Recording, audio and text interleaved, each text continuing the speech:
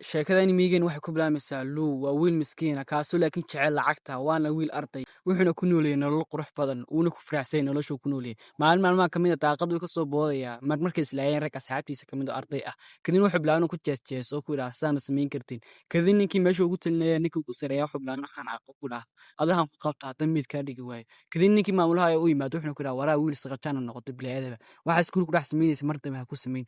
hadda ku samaysin waan ka herin doonaa iskuulka laakiin waxaad keentay darajooyin fiican imtixaankii oo 490 ayaad keentay maadooyinka waadna baastay laakiin sidoo ku baastay sheeg marka hore waxaad tahay wiil saaqiday kadib wiilkii wuxuu ku dhahdaa miyaan aniga shakinaysaa markaasuu ku dhahdaa way hore iska soo waxba kama shakini kadib wiilkii soo iska dhaxmaray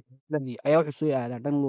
luuq markuu imtana wuxuu arkaa shay cajiib ah wuxuuna yiraahdaa waxaan dareemay muxuu yahay laakiin markuu arko wiilkii wuxuu arkaaba wax weyn oo xagga daba ka jooga laakiin wuxuu sheegay waxa wiilkii soo weeraraan laakiin wiilku naxaa wuxuuna bilaabay inuu istaago yiraahdo yaa caawinay way hadda indhaha inuu iska qabta laakiin faj'atan shakhsiga soo muuqda kadib wuxuu qabtay bilaabay wax wuxuu dhanayd uu googooyo laayo ugu dambeyn marka uu dilo ka adkaado ayuu wiilku wuxuu yiraahdaa yaa tay adigu isku tasheek fadlan intaan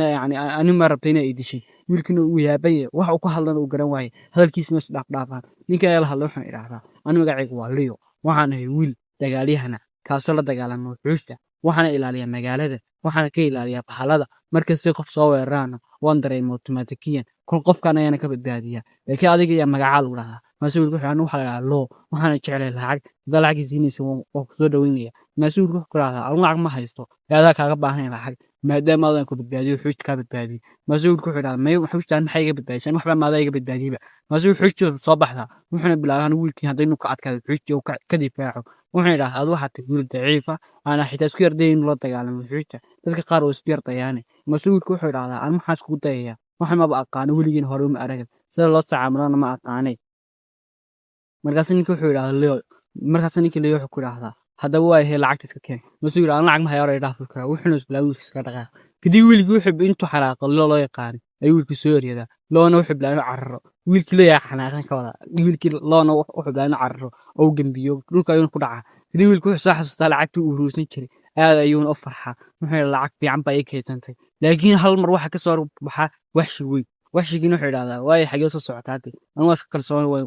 lagu dayay kulliin mas'uulku wuxuu yiraahdaa yaa ku dilay yani ka badbaadinay way hay adiska celida lacagta way galba khashiina ku siiyay Soomaa kadib wiilku ka soo caaraa waxshigi markuu awoodi karo inuu iska celiyo laakiin waxshigu wuxuu bilaabay inuu soo bursado oo soo eriyo laakiin ugu dambeyn wiilku wuxuu yimaada dhan luuq markaasoo luuqiisoo ay ka tahay iga badbaadiya ayaa ninkii wuxuu ku yiraahdaa lacagta ku tuur lacagta ayuu ku tuuraa lacagtina waa la kala jabiya xagaas in lacagta ka khasaarta markaasuu yiraahdaa lacagteedu way dhamaatay wiil ayaana qabtay wiilkii kadibna wuxuu bilaabay awoodii iska raadiyo yiraahdo iyo caawi fadlan waa ku baryaay anaga ayaa ka khaldanaay ninkiina loo yaqaan wuxuu bilaabay inuu caawiyo mas'uulka way hadda maxaad iga dalbanaysaa caawimaada marka hore waad in lacagta iska bixisay mas'uulka way hadda saay waxa ka codsanaya inay bartista la isku difaaco waad mahadsan tahay mar ayaan ku baahday igaraalaho soo xaraygu ugu dhaqmo wuxuuna bilaabay raali galiyo wuxuu jeeyay mar laba soo weerar wuxuu la dagaalamo wiil labadii wiil ugu dambeyn wiilku wuxuu bilaabay intuu la dagaalamo leeyahay ka baxsado sano lacag u weydii kadibna xagaas waxa dhagay habeenkii kooban lagu ay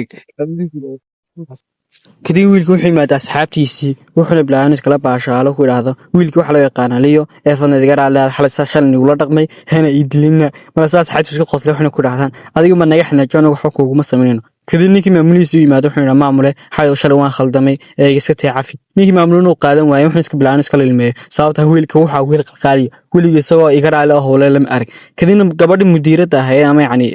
form starka oo hay galaaska ayaa yimaado wiilkii wuxuu ku tiraahdaa wiilkaas iskuulka dhex marmaraya Leo loo yaqaan ayuu yahay sheeg mas'uulka aad maxaa ka galay iska dhaaf mas'uulku tana mana saas guleedahay kadib wiilku wuxuu ku dhaamay may igaraalaho kadib wiilkii Leo wuxuu bilaabay inuu ceebeeyo dhartii ma dheer u xiro kadib gabadh weyn naxda waxay tiraahdaa alla waa maxaa isku timaagsi isku bedeshay wiilkii isagoo yaaban oo meesha intuu ka ceeboobin ayuu xiblaan iska soo caar oo habeenkii iskaga yimaado meeshii kadib wiilkii soo iska jooga ayaa soo weerar waxshi weyn kadib wiilkii Leo waxa kulmay ninkii waxshiga watay waxaan bilaabay is weeraraan laakiin ninka askarigu wuxuu arkay in meesha mushkilad ka socoto laakiin mushkiladda markuu soo sii fiirsado wuxuu arkaa ninkii waxshiga weyn watay kadib markuu soo fiiray ninka askarigi sawaaba loo dhameeyay daqiiqadeer gudaheed haddana inuu wuxuu isku jiraa wiilkii Leo oo la jooga wiilkii Leo oo siinay talooyin oo xasuus ah wuxuu ku leeyahay dad mushkilad aan la kulmo fadlan waxa ka codsanaya mushkilada soo dhex galin maadaama adigu tahay wiil awood daran oo aan awood badan lahayn kadib wiilkii Leo wuxuu lagu yiraahdo fira maana saas ugu leedahayba maanada ka dhigaysaa qof daciif aan awood lahayn hadda waan waqtigeygii haddama anaa kaa badbaadin doonay joog laakiin wiilkii liyo wuxuu bilaabay inuu luqadiisa unba isticmaalo oo wiilkii seexiyo kadib markuu seexo wiilkii wuxuu bilaabay inuu soo dhaqaaqo oo ninkii yimaada waqtiga u yimatay wuxuu bilaabay hadda maxay garabtaa masukura xadarood inuu siin uu saaxiibka loola badbaadiyo waxaan baahanay kaliya qalbigaaga masukura qalbiga seediga baahan tahay wiilkan loo yaqaanama maba imanaya halka anaa huba boqolkiiba boqole masukura seed u imanay anigu waa inaa awood leey miyadna ogeyn haddaad seexis ma waxaad malaynaysaa inuu mar la soo celin karin anigoo xagan keeni karin masukura waa soo celi saa meesha waxaa bay imaad wiilkii markaasuu kala meesha aad maxaa ku keen masukura kaliya meesha waxaan jeenan daawo kadib wiilkii waxaan haqaa labada magacaas ku khaldeer aalaha wuxuu ku yiraahdaa waa saaxiib hadda maxaad aniga doonaysaa ma waxaad doonaysaa inaan ku sii qalbigayga taas walay ka tahay wajigayna ka laaga kadib wuxuu ninka isticmaalay wuxuush badan wiilkii ayuuna adeegsadaa wiilkii uu daciifaa markuu wuxuush badan ula dagaalamo dhulka ayuuna ku dhacaa awood badan ma yeesho laakiin haddana soo saar kaca isagna wuxuu isticmaalay wax shagiisii kadib uu soo weeraro laakiin markuu soo weeraro awood saas u weyn ma lahaado isla markaasina waa laga badiyaa oo waa laga reeyaa kadib wiilkii loo yaqaan wuxuu iska dayay inuu awood yar iibsado ninkii u yimaado wuxuu ku yiraahdaa waxaan ka codsanay awood yar isiisid aan kula dagaalamo bahaladan oo saaxiib ku difaaca ninkii wuxuu ku yiraahdaa awoodda lama iibsado ee waa la kasbada waana lagu dhashtaa ee adigu haddaad awood lahayn oo la iska bax wiilkii intuu xanaaqayo feeraa ninkiina feer dhulka ayuu ku dhacaa markaas wiilkii isagoo la yaaban arrinkan ayaa wuxuu yimaadaa labada qof u yimaadaa wuxuuna arkaa wiilkii liyoo loo dhameeyey oo dhulka ku dhaco suuxay oo aan awood tamar aan awood lahayn kadib wiilkii markuu arko wadnihiisu fiirso saa wuxuu arkaa in wadnihiisu ka maqan yahay oo uusan lahayn awood una dhaqdhaqaaqi karin markaasuu wiilkii wuu ooyaa wuxuuna bilaabay inuu qalbi jab xaga ka qaado oo moora dilaaco wuxuuna idhaahdaa hadda maxaa sameeyaa saaxiibkii saas miyuu ku dhintay maase ku idhahdaa haa saaxiibka saas ayuu kugu daayay laakiin awooddiisa dhabta ah ama qalbigiisaba waa aniga anu gacantan ku haayo haddaad awood leeyahay kaala iga qaad oo aad nin tahay saaxiibka mar buu ka badbaadiyey haddana waa markii aad badbaadin lahaydi kaala iga qaad haddaad awood leedahay waa kana bahasha isticmaal kadib wiilku markuu taabsay isdhawan wadnihii gacanta ayuu ka gubtaa wuxuuna idhahdaa maxaa samaysay maxaa saas ule samaynaysaa maase ku idhahdaa waxaan kuu dhibaa wadno feeg ah laakiin wadnihiisa dhabta sin ayuu eegyahay anigaana haddaad u dhow istiraado qalbigiisa gelisidna waa u shaqayn doonaa laakiin shardigu waxay tahay inaad qaadi kartid inta yacni qaadaysa ayaaba gacanta ka gubanbaba markaasuu wiilkii ula yaaba wuxuu idhahdaa hadda maxaan sameeyaa kadib wiilkii wuxuu idhahdaa alla waxshiga ka dambe iska fiiri ninkii intuu waxshiga dambe iska fiirini ayaa saaxiibkii liyo soo xambaaraa wuxuuna meel ayana ku dhuuntaa laakiin ninkii markuu intii u xanaaqo ay idhahdaa maaniga saas seera fudud rabta inay iga dhuumatid kadibna wuxuu isticmaalaa awooddiisa wiilkii ayanu soo weeraraa haddaba wiilkii loo wuxuu bilaabay inuu la hadlo saaxiib soo sare ka waa ku barayaaye fadlan meesha hay igu cidlayne waa keligii waa lay dhammayn rabaay laakiin wiilkii liyo waxa bilaabay soo sare kaco isagoo bilaawadna ah markaasaa labadii qof meesha way naxaan waxay dhahdaa oo u soo sare kacda adigoo bilaawadna maasuu ku dhahdaa arintaas qoofid maan muhiimadda waa in dadka badbaadiya masaakiimaha ah sida wuxuu noo ximilinaysa in anigu kaa iska dhiman rabo haddaad wadnada ka qaadatid hadda aad waqtigaaga ayaa la gaaray lagu dhammayn lahaa lagaagana taqalusi lahaa inaad adduunka kusii noolata hal daqiiqaad uma qalansid oo yani waqti usii qaadatid waqtigaaga ayaa la gaaray saaxib waa ku salaamay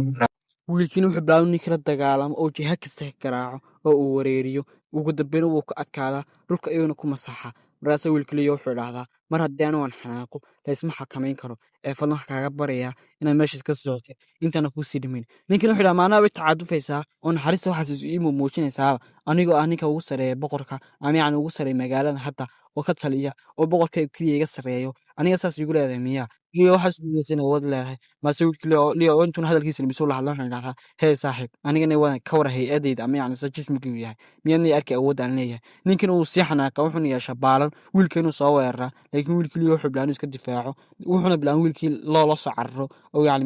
meesha dhibaatada ka jirtay uu ka kaxeeyo wuxuu ninkii kalena wuxuu soo saartaa wuxuusho badan kadibna labadii wiil waxay bilaabeen saddex xagal ku oogaan haddaba saaxiib halkaas ay xalqadu noogu dhamaanaysaa xalqada xigtina waan la soo dhaqsan doonaa fm muuqaalka like saara subscribe saara maca asalaam wa shuufakum fi xalqa jaaya